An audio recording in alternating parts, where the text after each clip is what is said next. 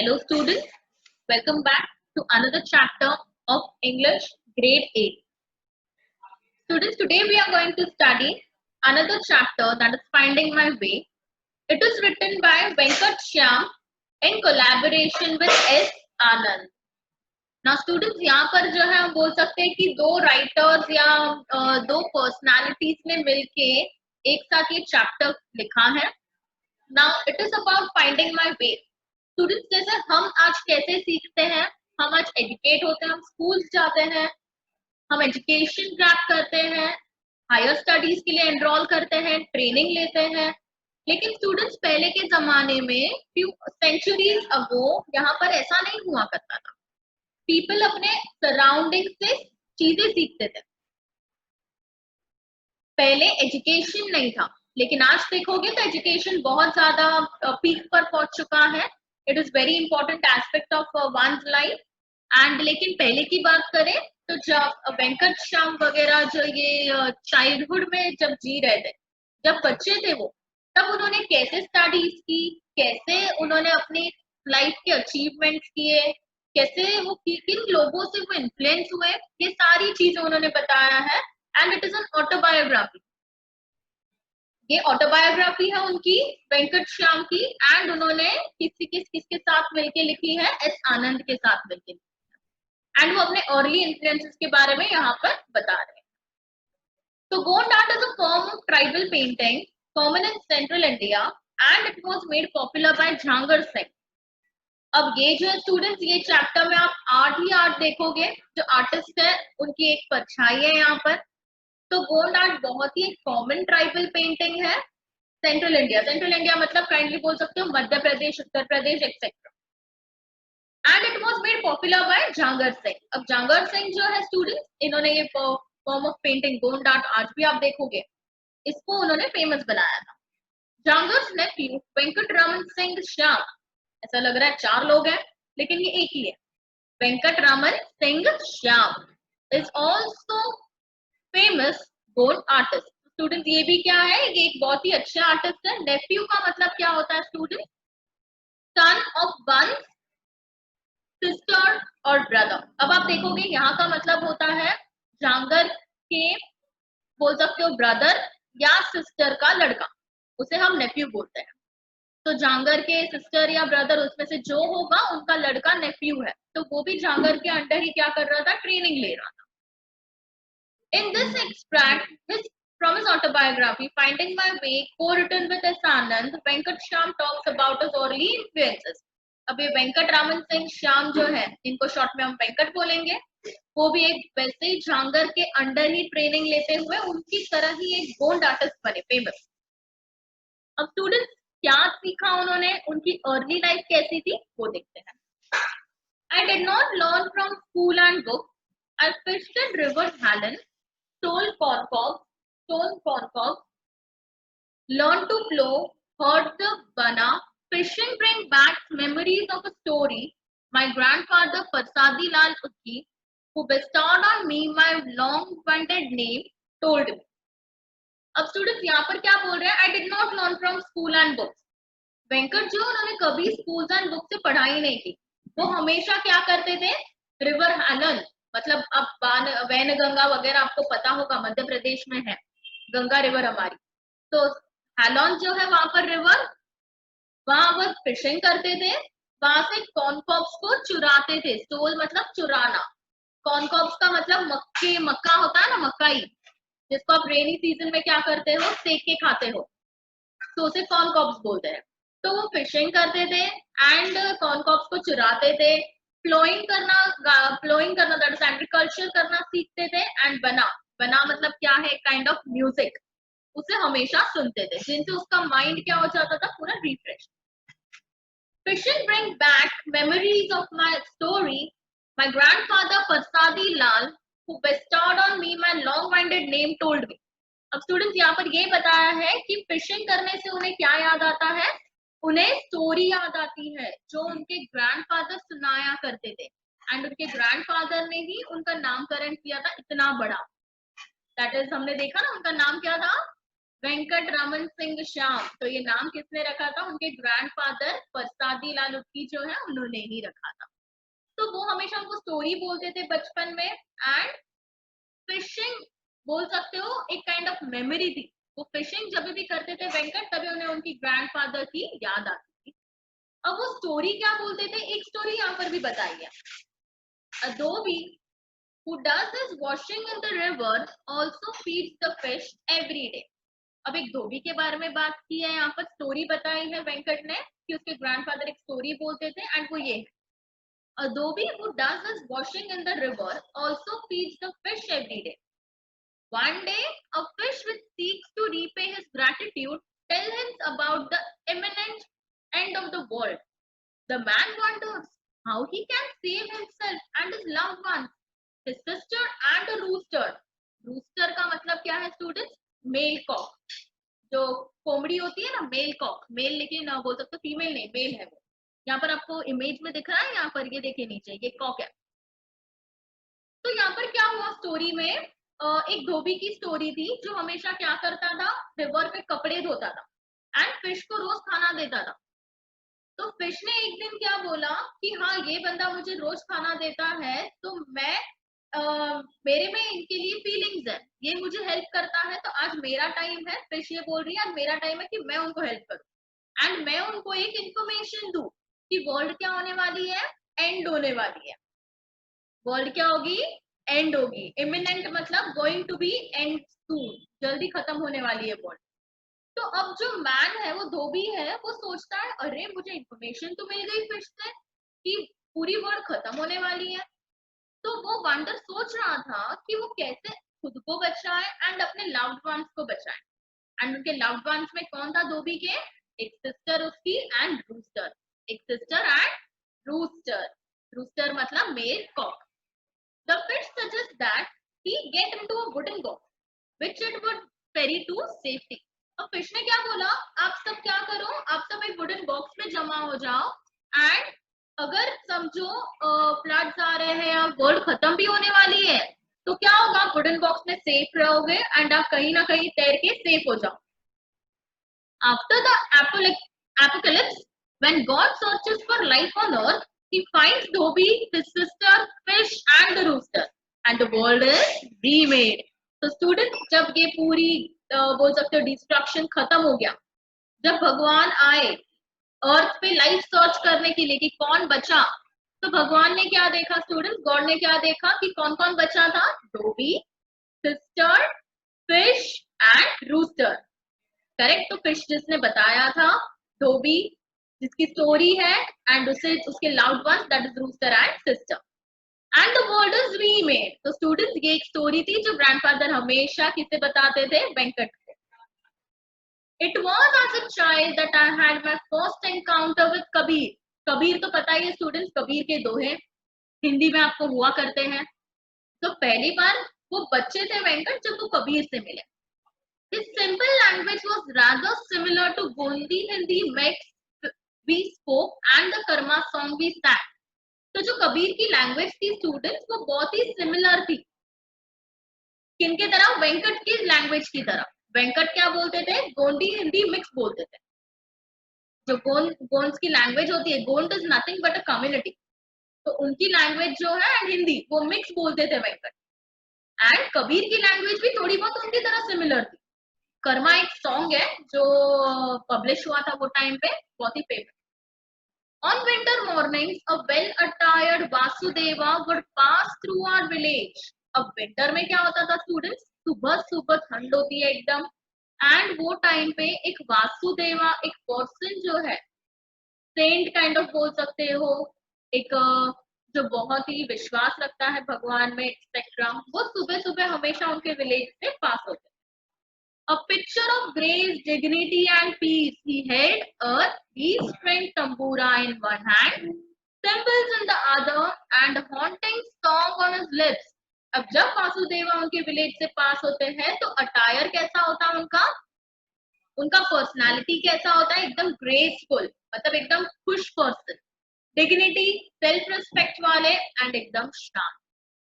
एक हाथ में क्या होता है स्टूडेंट, थ्री स्ट्रिंग तंबूरा, तंबूरा पता ही होगा आपको, काइंड ऑफ ढोल टाइप तंबूरा होता था जो बजाते थे। एंड सेकेंड हाथ में सिंबल, सिंबल्स मतलब मंजीरा, तो एक में तंबूरा एंड सेकेंड में मंजीरा होता था एंड वो गाना गाते गाते विलेज से पास होते।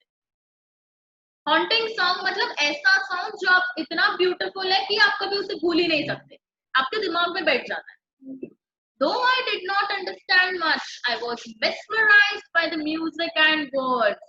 मुझे ज्यादा नहीं समझता था वो क्या गाना गा रहे हैं, मुझे वर्ड्स का मतलब ही नहीं पता चलता था, वेंकट बोलते हैं, लेकिन मुझे वो म्यूजिक एंड वर्ड्स इतने अच्छे लगते थे कि मैं उसमें खो जाता था म्यूजिक में। Just like I was entranced by the palash flowers that flaunted their beauty along the Halland River. अब ऐसा ही हुआ स्टूडेंट कि उन्हें भले वासुदेव जो है वो क्या कौन सा गाना गाते थे, कौन सा सॉन्ग गाते थे, उसका मतलब क्या वो नहीं पता होता था, लेकिन फिर भी वो उनके साउंड से मेस्मराइज हो जाते थे, बहुत खुश हो जाते थे। सिमिलरली जैसे हम देखेंगे जो पलाश फ्लावर्स है, पलाश फ्लावर्स कैसे होते हैं स्टूडेंट्स, आप देखोगे पर्पल काइंड ऑफ फ्लावर्स होते हैं, वो फ्लावर्स जो अपनी ब्यूटी हैलॉन रिवर के वहां पर बताते हैं, मतलब हैलॉन रिवर के आजू बाजू ऐसे फ्लावर्स पाए जाते हैं एंड उसकी स्मेल से ही क्या हो जाता है, आप खुश हो जाते हैं। which was torn which was strewn with massive rocks, perhaps the debris of some prehistoric volcanic ash. वहां पर आप देखोगे बहुत सारे रॉक्स होते हैं एंड कहीं पर वोल्केनो से इरप्ट हुए रहते हैं तो उसका कचरा भी होता है, लेकिन ये सारी चीजों में वो फ्लावर्स की स्मेल इतनी अच्छी आती है कि वो सब कुछ भूल जाते हैं। There was also the reticent but resolute kahua tree. अब यहाँ पर आप देखोगे रेटिसेंट एंड रेजोल्यूट का मतलब होता है student shy but determined, shy but determined. अब ये काइंड ऑफ एडजेक्टिव डाला गया है, कहुआ ट्री की क्वालिटी बताई गई है। एक कहुआ ट्री है जो क्या है, बहुत ज्यादा शाय है बट डेटरमाइंड है कि उसे ये करना है। Hiding its colours in buttressed trunk, buttressed trunk मतलब बहुत बड़े बड़े रूट्स होते हैं जिसके सारे साइड से, तो आप इमेज में देखोगे, यहाँ पर क्लियर इमेज नहीं है लेकिन टेक्स्ट बुक में आप देखना, वो ट्री जो है उसके रूट्स बहुत सारे वाइड है, हर साइड से रूट्स आगे जा रहे हैं, बड़े रूट्स है। तो ये कहुआ ट्री के बारे में बताया कि वो बहुत शाय है एंड डिटरमाइंड है, लेकिन फिर अपना कलर कहाँ छुपाते हैं ये ट्री, अपने रूट्स में छुपाते हैं, the roots which are very big, बहुत बड़े बड़े रूट्स हैं, सारे साइड से फैले हुए हैं। एंड जब आप उसे स्क्रैप करते हो, स्क्रैप मतलब आप खराश लाते हो वो ट्री पे, तो वो क्या करता है, वो ब्लीड करता है, रेड ब्लड कलर निकलता है, that could be used as dye. तो स्टूडेंट जब आप ट्री को कट करते हो तो वहां उसमें से एक फ्लूइड निकलता है रेड कलर का, एंड इसी को आप किस चीज के लिए यूज करोगे, डाई। मतलब आज आप कलरफुल कपड़े पहनते हो तो वो किससे है, वो डाई से है, अलग अलग कलर्स बनते हैं उससे, कुछ ऑरेंज है, कुछ ब्लैक है, रेड है, एक्सेट्रा। तो ये कहुआ ट्री की स्पेशलिटी क्या है, वो बहुत ही शाय है बट डिटरमाइंड है। अब उसने अपने कलर्स हाइड करके रखे हैं, बाहर नहीं बताता, लेकिन कलर्स हाइड किए हैं अपने बड़े बड़े रूट्स में, बटरेस ट्रंक में। एंड जब उसे आप स्क्रैप करोगे, only when scrap did it yield, yield मतलब बाहर आना, क्या आता है जब आप मारोगे उसे, रेड ब्लड बाहर आता है, that could be used as dye. तो आप उससे डाई की तरह वो ब्लड को यूज कर सकते हो। Blood is nothing but a fluid जो ट्री में से निकलता है। I began drawing on walls, papers, floors, on whatever surface I could find as a child. अब बचपन की बात करते हैं, वेंकट बोलते हैं कि वो इतने ड्राइंग में एक्सपर्ट थे कि वो कहीं पर भी ड्रॉ करना चालू कर देते थे। घर पे वॉल दिखी तो वॉल पे स्टार्ट, पेपर तो पेपर, फ्लोर हो तो फ्लोर पे ही वो ड्राइंग कर लेते थे, जो दिखे उस पे। I'd rather look at newspapers and draw film stars. अब वो न्यूज़पेपर्स में देखते थे एंड न्यूज़पेपर्स के जो इमेजेस होते थे, वो सबके सेलिब्रिटीज के, स्टार्स के, जो भी, वो सारे इमेजेस को अपने फ्लोर पे ड्रॉ कर देते थे। अब स्टूडेंट्स ड्रॉ करने के लिए चारकोल यूज करते थे, काला कलर का होता है ना चारकोल, वो उसे यूज करते थे। This was considered inauspicious. अब स्टूडेंट्स तब क्या था पता है, तब बहुत सारे बिलीव थी लोगों की कि ब्लैक कलर आप यूज करोगे तो आपके डेप्थ बढ़ते हैं। लेकिन वेंकट जो है वो तो हमेशा चारकोल यूज करते थे, which is the black colour material.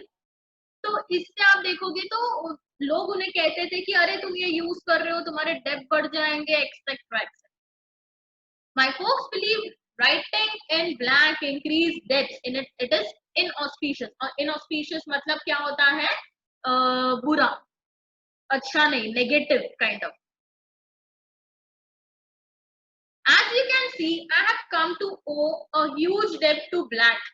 I drew as realistically as I could. हमेशा real images बनाने try करते थे. I was influenced and inspired by a set of pencil drawings I found in a trunk. अब किससे inspire हुए थे ये draw करना किससे सीखे थे, किससे इंस्पिरेशन मिला था? एक ट्रंक मतलब एक बड़ा सा ड्रम काइंड ऑफ था, स्टोरेज, उसमें उन्होंने बहुत सारी एक बार पेंटिंग्स देखी थी, पेंसिल ड्रॉइंग्स थी बहुत सारी एक ट्रंक में। My mother Himalaya Bai told me they were by uncle Jawahar और ब्रदर। तो उसकी मदर जो है यहाँ पर, उनके ब्रदर का नाम था जवाहर। तो वो पेंटिंग्स जब उन लोग देख रहे थे ट्रंक में, तो उसकी मदर हिमालय बाई जो है उन्होंने बताया कि ये किसके हैं, ये हिमालय बाई के ब्रदर के हैं, Jawahar. Uncle died at the age of 25 and rather met him. वो कभी नहीं मिले, वेंकट उनसे कभी नहीं मिले बिकॉज उनकी डेथ 25 इयर्स में ही हो गई। But people think I believe I am his incarnation.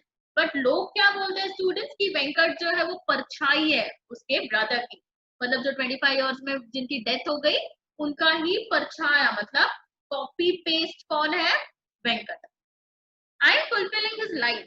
Jawaharlal ओकी drew everyday objects and scenes with a touching realism. अब वो क्या बोलते हैं वेंकट कि मैं उनकी लाइफ, मैं उनका जो ड्रीम है उससे पूरा मैं करूंगा और मैं उनकी लाइफ जी रहा हूँ। उन्हें आर्ट में इंटरेस्ट है, उन्हें पेंट करने में इंटरेस्ट है, पेंसिल ड्रॉ करते हैं, तो मुझे भी क्या है स्टूडेंट उसी में इंटरेस्ट है। तो बोलते हैं कि मैं उनकी लाइफ फुलफिल कर रहा हूँ, उनके ड्रीम्स को मैं कंप्लीट करूंगा। अब जवाहरलाल की जो उनकी मदर हिमालय बाई है, वेंकट की मदर जो हिमालय बाई, उनके ब्रदर जो है जिनकी डेथ हो गई है, उन्हें बहुत मजा आता था। वो क्या करते थे, एवरीडे ऑब्जेक्ट्स ड्रॉ करते थे एंड एकदम रियलिस्टिक ड्रॉ करते थे। टचिंग रियलिज्म मतलब क्या होता है students, very real images. I looked for this drawing on a visit to Sijora many years ago. अब सिजोरा एक प्लेस है जहाँ पर उसके ब्रदर रहते थे। तो वेंकट ने सोचा कि मैं वहां पर जाके वो ड्राइंग्स ढूंढता हूँ, मुझे और मिलेंगे। तो कुछ साल पहले वो सिजोरा गए एंड उन्होंने वो ड्राइंग्स खोजी। बट मदर ने उनकी बताया हिमालय बाई ने कि जब ये घर को तोड़ दिया गया था एक नया बनाने के लिए, तभी क्या हुआ, सारे पेंटिंग्स यहाँ वहां डिस्ट्रॉय हो गए, आप घूम गए, तो उन्हें कुछ नहीं मिला वहां पर। But mother told me they are being lost और destroyed when they pull down our house to build a new one. When father sought to put me in school, the principal wasn't sure I was old enough. Age was determined by child's ability to touch his left ear by taking his right hand over head. अब students जब वेंकट को school में डाला गया तो principal sure नहीं थे कि वेंकट का एज प्रॉपर है कि नहीं। ऐसा लग रहा था वेंकट बहुत छोटे हैं स्कूल आने के लिए अभी तक।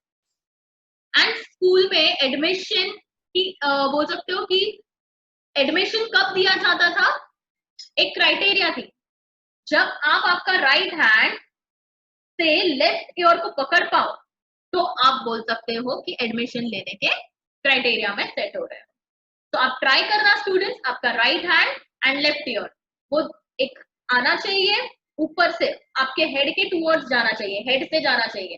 तो राइट हैंड लेफ्ट ईयर को पकड़ेगा, अगर वो पकड़ पा रहा है तो क्या होगा, आप स्कूल में एडमिशन ले सकते। According to the principal, I understood, but I had my ear the easy way. अब वेंकट को समझ गया कि क्या करना है, लेकिन उन्होंने बोला अरे मुझसे तो नहीं होगा, तो मैं ना दूसरा तरीका ढूंढूंगा। तो वेंकट ने क्या किया स्टूडेंट्स, उसने ये इमेज में देख रहे हो आप, उसने instead of doing this thing उन्होंने क्या किया, यहाँ से नीचे से कान पकड़ लिया। तो दैट इज यहाँ पर उन्होंने इजी वे ढूंढा एंड प्रिंसिपल नाउ प्रिंसिपल ने ये मेंशन नहीं किया था पहले कि हेड के ऊपर से होना चाहिए, उन्होंने बोला सिर्फ राइट हैंड से आपको लेफ्ट ईयर पकड़ना है। तो वेंकट ने सोचा यहाँ पर कुछ कंडीशंस तो है नहीं, तो उन्होंने बोला कि ये नहीं हो सकता अबव हेड से, तो मैं डायरेक्टली ईयर पकड़ लेता हूँ। तो उन्होंने राइट हैंड से लेफ्ट ईयर पकड़ लिया, नीचे से, नेक के नीचे से। एंड ये देख के प्रिंसिपल बहुत ज्यादा खुश हो गए, हंसने लगे। Principal saw I was smart, but to be safe, changed my date of birth from 2nd December 1970 to 28 October 1970. अब प्रिंसिपल को पता चल गया कि भाई वेंकट क्या है, बहुत स्मार्ट है, उसने एक स्मार्टनेस दिखा दी यहाँ पर। तो उन्होंने बोला कि भाई सेफ रहने के लिए क्या करेंगे, हम इसका डेट, जो बर्थ डेट है उसे हम थोड़ा चेंज कर देंगे। पहले 2nd December 1970 था, अब हम क्या करेंगे 28 अक्टूबर, तो थोड़ा बड़ा हो गया बराबर।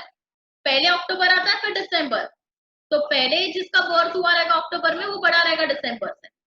तो एक्चुअली 2nd December 1970 उनकी बर्थ डेट है, लेकिन उसे थोड़ा और बड़ा बताने के लिए 28 अक्टूबर कर दिया। तो now he is having 2 birthdays Venkat, making him older मतलब बड़ा then eligible and thus eligible.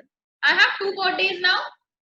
खुश हो गए वेंकट, उन्होंने बोला अरे वाह मेरे तो अभी 2 बर्थडेज आ गए। When father left me with Uncle Jangar, I did not know what was expected of me. Jangar then had 2 assistants, Dadi Singh Urvati and Labda Sumer Singh Khushram. Both a few older than him. अब दोनों क्या थे, दोनों थोड़े बड़े थे उनसे। जब फादर ने क्या किया स्टूडेंट्स, फादर मतलब आप देखोगे वेंकट के फादर ने वेंकट को किसके साथ रखा, अंकल जांगर के साथ। जांगर के साथ जब उसे छोड़ दिया तो अब वेंकट को नहीं पता कि वेंकट को करना क्या है। अब जांगर जो है वेंकट को नहीं पता, लेकिन वेंकट की ट्रेनिंग किसके अंडर होने वाली थी, अब जांगर के अंडर। जो जांगर बोल सकते हो वेंकट उनके नेफ्यू थे। जांगर और इनका रिलेशन क्या है, नेफ्यू का रिलेशन। अब यहाँ पर 2 असिस्टेंट्स थे जांगर के, एक दादी एंड लब्दा। दोनों ओल्डर थे उनसे थोड़े, and they used to rag me in my early days, where are your roots? and हमेशा वो उन्हें एक क्वेश्चन पूछते थे वेंकट को कि where are your roots, आपके रूट्स कहाँ है। they would ask. I did not understand the question but then said my roots are with me. अब आपको कुछ समझेगा नहीं तो आप तो आंसर एकदम इज्जत से दोगे ना कि या ये मेरे रूट्स मेरे पास है। Today I find them everywhere, my roots. Students, इसका मतलब है ओरिजिन। आप क्या कर रहे हो, आपने बचपन से क्या किया, कितने पेंटिंग्स कितने आर्ट्स किए, इसका मतलब ये था वेयर आर योर रूट। तो आपका ओरिजिन, आपका बेस, आपकी नॉलेज कितनी है। तो आज वेंकट को पता चल रहा है कि मेरे रूट सारे जगह पे थे, पॉपुलैरिटी सारी जगह पे है। Dadi and Labda were happy to fill a painting started by Jangar with daughter lines in patterns set by the master. अब यहाँ पर जांगर ने क्या किया स्टूडेंट, एक पेंटिंग बनाई विथ डॉट एंड लाइन। सिर्फ पेंटिंग बनाई एंड उस पर कलर कौन फिल कर रहा था, डड्डी एंड लब्दा। ये 2 पर्सन जो उनके असिस्टेंट्स थे वो कलर पेंट कर रहे थे, लेकिन ड्रॉ किसने किया, मास्टर ने, दैट इज जांगर। When it came to me, I drew patterns that look like cracked dirt, the way earth appears after it soaks up water. जांगर was impressed. अब जब किसकी बारी आई, जब वेंकट की बारी आई तो उन्होंने क्या किया, उन्होंने एक पैटर्न बनाया। एंड वो पैटर्न कैसा दिखता था स्टूडेंट, अर्थ से अगर सारा पानी चला जाएगा तो अर्थ कैसे सूखा हो जाएगा, वैसा उन्होंने ड्रॉ किया। एंड जांगर ये देख के बहुत खुश हो गए। विदाउट वाटर अर्थ जो दिखेगा क्रैक्ड अर्थ, वैसा इमेज बनाया। हाउ डिड जांगर टीच, अब जांगर लोगों को सिखाते कैसे थे, वेंकट भी उनके अंडर ट्रेनिंग में गए थे, तो वो लोगों को सिखाते कैसे थे, कैसे टीच करते थे। जांगर कौन है स्टूडेंट्स, एक आर्टिस्ट है जिन्होंने गोंड आर्ट को क्या किया था, फेमस किया था। I am reminded of the stories Anand told me of how some Hindustani musicians teach. अब एक बार वेंकट को याद आता है कि आनंद जो है उन्होंने एक बार क्या किया था, वेंकट को बताया था कि हिंदुस्तानी म्यूजिशियंस जो है जैसे कि जांगर, ये कैसे लोगों को सिखाते हैं, ये कैसे टीच करते हैं लोगों को। For years, a master, अब कैसे सिखाते हैं स्टूडेंट्स, हिंदुस्तानी म्यूजिशियंस है जो वो उनके अंडर जो भी बोल सकते हो डिसाइपल है, जो भी सीखने आता है स्टूडेंट्स, उनको कैसे सिखाते हैं, एक बार याद आया वेंकट। अब कैसे था वो स्टेप्स देखते हैं। For years, a master would make a disciple do all kinds of household drudgery and teach her how to grasp the power, perfect sta, sarjam and the primal note. अब स्टूडेंट्स ये सा sarjam ये सब जो है ये kind of notes है जो म्यूजिक से एसोसिएटेड है। तो पहले तो क्या करवाते थे मास्टर, जो झांगर है वो क्या करवाते थे, वो डिसाइपल मतलब स्टूडेंट को सारा घर का काम सिखाते थे। स्पाइसेस को क्या करना, ग्राइंड करना, सिनेमन को ग्राइंड करो, फिर वो धनिया आता है उसको ग्राइंड करो एक्सेट्रा। सो बहुत सारी चीजों को एक हाउस होल्ड ड्रजरी में इन्वॉल्व कर एंड उन्हें सिखाते थे कि परफेक्ट जो नोट्स होते हैं म्यूजिकल नोट्स वो कैसे सीखे जाते हैं। If they want to indulge you perhaps गा अनदर नोट। अब जब वो खुश हो जाते हैं कि हाँ बराबर बहुत अच्छा सुर लिया है, तो वो और ज्यादा उनको सिखाते थे, नोट सिखाते थे। Then just as the pupil wonders what it is she has really learned, unbeknownst to herself she can sing many raga। अब जब लोग सेटिस्फाई हो जाते हैं, जो पर्सन जो सीख रहा है वो सेटिस्फाई होता है एंड उसे लगता है कि अब उसे थोड़ा बहुत आता है, तो वो क्या करने स्टार्ट होता है, the person can sing many ragas. Ragas मतलब अलग अलग काइंड ऑफ म्यूजिक स्टार्ट कर देते हैं सिंग करना। अब यहाँ पर भी आप देखोगे बहुत ही पॉपुलर आर्ट है। हाउस होल्ड ड्रजरी मतलब boring and hard work done at home. तो वो क्या करते थे झांगर स्टूडेंट्स, जो भी नया स्टूडेंट है बोल सकते हो डिसाइपल है जो उनके अंदर सीखने आता था, उन्हें ये घर का काम बोरिंग काम देते थे बहुत ज्यादा। एंड अनबिनोस्ट का मतलब होता है without knowing, without her knowing, उसे भी नहीं पता कि वो इतना अच्छा गाना गा रहे हैं एंड लेकिन वो बहुत अच्छा गा रहे हैं इसलिए और ज्यादा रागास उनको सिखाई जाती थी। When a newbie arrived, the new apprentice had to work the silbatta। अब जब कोई नया पर्सन आता था सीखने, न्यूबी का मतलब new Qamar, apprentice that is training. तो जब जब नया ट्रेनी न्यू कमर ज्वाइन होता था तो उसे ट्रेनिंग कैसे दी जाती थी, उसको सिलबट्टा कर दैट इज सिलबट्टा काम करना पड़ता था। What is silbatta, a flat grinding stone and paste. मतलब उसे क्या करना है, उसे स्टोन देते थे, उस पे घिसना है सब कुछ, फिर उन्हें ग्राइंड करना है kilos of masala that is red chillies, coriander seeds, clove, cinnamon, ये सब स्पाइसेस है। आप मसाले डालते हैं ना, मम्मी मसाले डालते रहेगी खाने में, तो ये सारे वो मसाले। फिर अनियन चॉप करना, गार्लिक, जिंजर, उसकी कंसिस्टेंट पेस्ट बनाना। तो न्यू कमर को ट्रेनी जो होते हैं, ट्रेन होते हैं जो उनके अंडर, उन सारों को क्या करना पड़ता है, ये सब काम करने पड़ते थे। This was the first lesson Jhangar start monitoring from a distance. अब जब ये सब न्यू ट्रेनर्स करते थे तब झांगर दूर बैठे उनको देखते थे।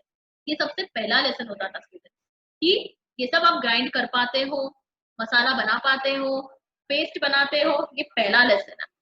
एंड झांगर इसे क्या करते थे, दूर से डिस्टेंस से मॉनिटर करते थे। If you can't grind masala well, how can you hold a brush and paint. अब वो बोलते थे कि आप मसाला अगर अच्छे से ग्राइंड नहीं कर सकते, हाथ में पकड़ नहीं सकते, तो आप ब्रश पकड़ने के लायक नहीं। झांगर showered abuse on those who did not get it right। अब झांगर बहुत चिल्लाते थे जो अच्छा काम नहीं करते थे अच्छे से।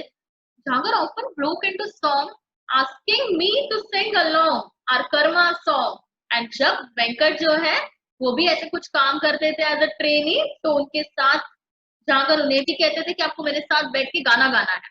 कर्मा सॉन्ग गाते थे, दादरिया दैट इज फोक सॉन्ग वहां का, एंड भजन भी गाया करते थे। He played the flute, tabla, Mandal एक काइंड ऑफ ड्रम है ये, हारमोनियम, ये सारे म्यूजिकल इंस्ट्रूमेंट्स वो प्ले करते थे। He taught us to live, art just came along। अब झांगर जो है स्टूडेंट, उन्होंने क्या किया, उन्होंने उन्हें जीना सिखाया एंड जीते जीते आर्ट खुद ही डेवलप हो गया लोगों में।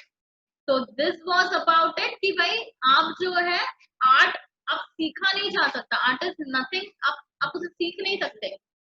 ये क्या है, या आप जीते जाते हो, ऐसी लाइफ जीते हो जहां पर आर्ट उसका एक काइंड ऑफ बोल सकते हो पार्ट है। तो जांगर ने उन्हें जीना सिखाया, वेंकट एंड बाकी सब ट्रेनीज न्यू कमर्स वो सारों को जीना सिखाया। एंड जब वो अपनी लाइफ जी रहे थे तब आर्ट उनकी लाइफ में एक पार्ट बन गया, उन्होंने आर्ट भी उसमें ही सीख लिया। तो स्टूडेंट्स यहाँ पर ये चैप्टर एंड होता है। I hope you like it. If you like it, share, subscribe, share it with your friends.